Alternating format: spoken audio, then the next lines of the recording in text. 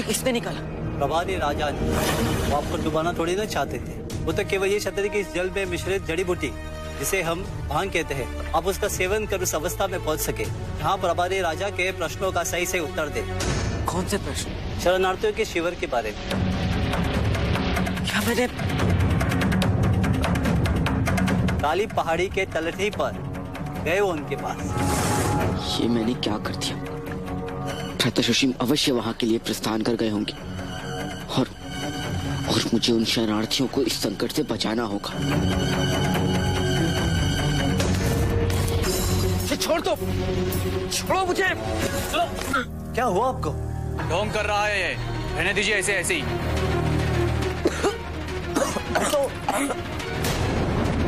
कोई शीघ्र राजवैद्य को बुलाइए। जाओ तुम जाके वैद्य को लेकर आओ। यदि इसे कुछ हो गया तो सारा दोष हम दोनों पे आ जाएगा। हाँ ठीक है, तुम इनके ऊपर ध्यान देना, मैं वैद्य जी को लेके आता हूँ।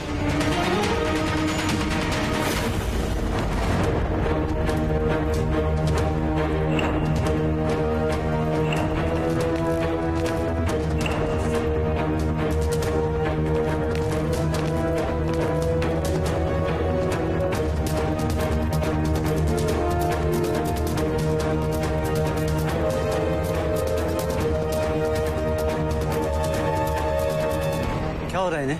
मुझे समझ तो नहीं आ रहा है, पर ऐसा प्रतीत होता है इन्होंने ऐसा कुछ खाया पिया है जिसके परिणाम स्वरूप ये है। मुझे बलपूर्वक हरे रंग के जल को निगलने के लिए विवश किया गया था। हरे रंग का जल? हाँ। क्या था उस जल में? इन्हें पता है, इनसे पूछ। वो क्या कर रहे हो? जाओ जल्दी से शुद्ध जल लेके आओ। मुझे इन पर संदेह, ये लोग दोबारा मेरे जल पर कुछ मिला सकते। ये लोग मुझे मारना चाहते। पूछिए इनसे। इन्होंने उसका नाम बताया, कोई जड़ी बूटी थी। बताइए क्या था उस जड़ी बूटी का नाम? सत्य सत्य बताओ, नहीं तो सम्राट बिनसार को ये सब बताऊंगा।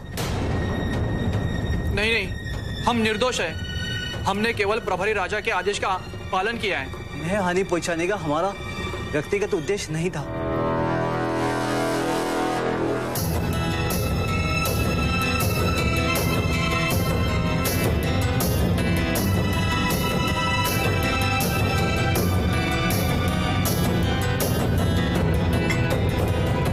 अब आप सो जाइए थोड़ी देर, तभी इस काढ़े का प्रभाव होगा। इन दोनों के रहते मुझे नींद नहीं आएगी। वो निरंतर भय लगा रहेगा कि ये लोग कुछ कर ना दे। आप दोनों बाहर प्रतीक्षा कीजिए। पर वो तो अब ये मेरे संरक्षण में है, इन्हें स्वस्थ करना मेरा दायित्व है। यदि तुम्हारे कारण ये सो न सके तो मेरी दी हुई औषधि से इन्हें कोई प्रभाव नहीं पड़ेगा, और अगर यदि प्रभाव नहीं पड़ा तो तुम्हारी दी हुई जड़ी बूटी से इन्हें कुछ भी हो सकता है। स्मरण रहे, अगर ऐसा कुछ हुआ इसका आरोप तुम दोनों पे आएगा। निर्णय कर लो।